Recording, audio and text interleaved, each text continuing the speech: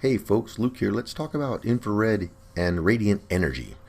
I grew up on the beach in Oregon when I was young and spent a lot of time around bonfires. And one of the things that you notice as a kid around bonfires is that when you're cold, you just get closer.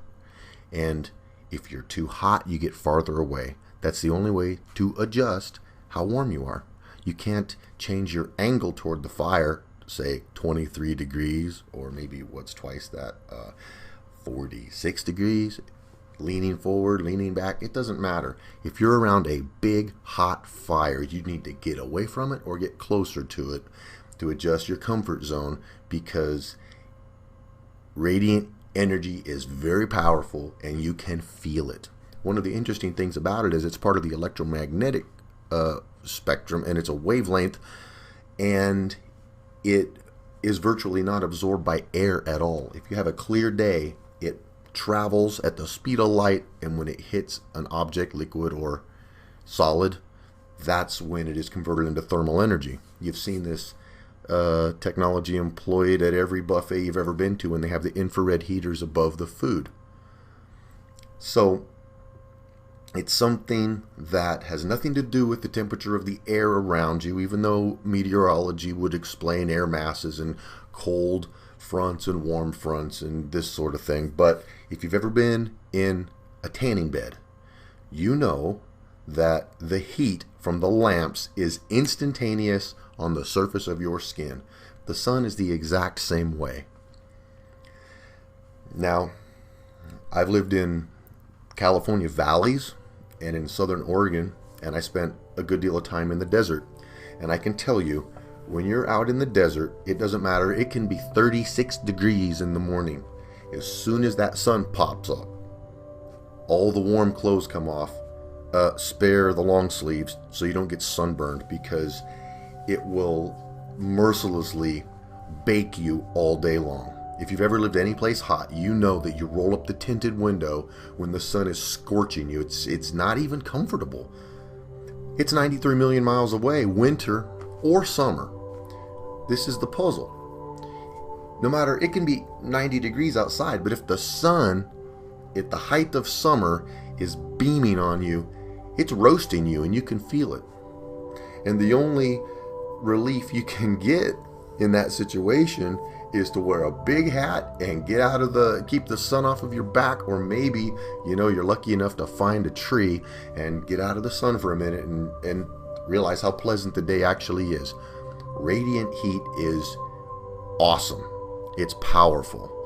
But the sun's the same distance summer or winter.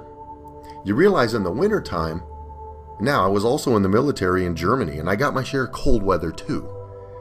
And you can go out in the morning and it'll be 28 degrees and the sun pops up in a perfectly blue day.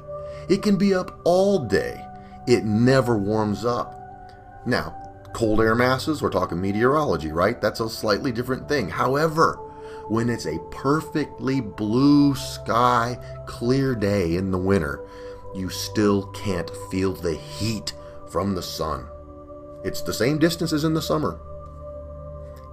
You'll go out there at noon and have to scrape ice off your windows, because the sun, even though it's blasting your car, doesn't transfer enough heat to get the ice off your windows. But that same sun, at the same distance, at a different time of year, cooks you like a hot dog in the sun, gives you gnarly sunburns, kills all the vegetation that doesn't have enough water.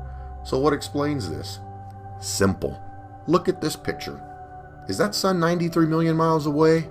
No, it's not.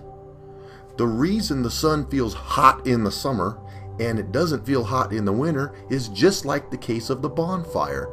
It's closer to you when it's your summer, and it's farther away in your winter. It's very simple. If you look at the AE map and you look at where the tropics are, you can clearly see that when it's closer to you, in the northern hemisphere, for example, that tropic causes all those deserts in California, northern Africa, Arabia, and then when it goes to the other end, Australia, South America, South Africa becomes a desert. The sun is close. There's no distance change between the dead of winter and the dead of summer, but the sun feels hot in the summer and it does not feel hot in the winter. On a blue day with no clouds, And so you got think about that. Just another one of those things that explains that we don't live on a ball, and that little bit of angle doesn't change a thing. When you see the sun in your face, it is directly in your eyes.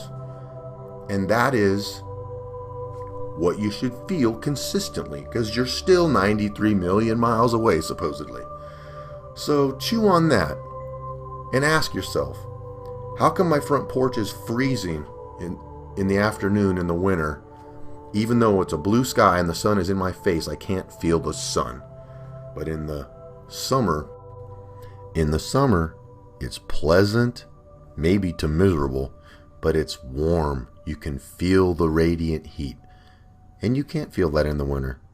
So think that one over and see what makes sense to you.